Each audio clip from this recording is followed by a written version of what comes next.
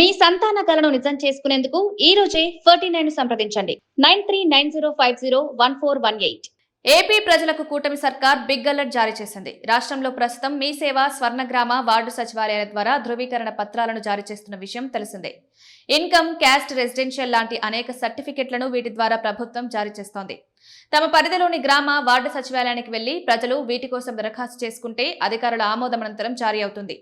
దీనివల్ల సర్టిఫికెట్లను పొందడం ప్రజలకు సులభతరమైంది. మండల కేంద్రాలకు వెళ్లాల్సిన అవసరం లేకుండా తమ పరిధిలోని సచివాలయాలకు వెళ్లి పొందుతున్నారు. అయితే తాజాగా వీటి విషయంలో చంద్రబాబు సర్కార్ భారీ మార్పులు చేసింది. ధృవీకరణ పత్రాల్లో రాష్ట్ర ప్రభుత్వం మార్పులు చేసింది.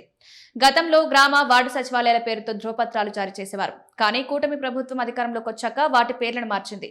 స్వర్ణ గ్రామ, వార్డు సచివాలయాలుగా వాటి పేర్లను మార్చుతూ నోటిఫికేషన్ ఇచ్చింది. అయినా ఇప్పటికీ ధృవపత్రాలు గ్రామ, వార్డు సచివాలయాల పేరుతోనే జారీ చేస్తున్నారు. దీంతో ప్రభుత్వం గుర్తించి చర్యలు చేపట్టింది.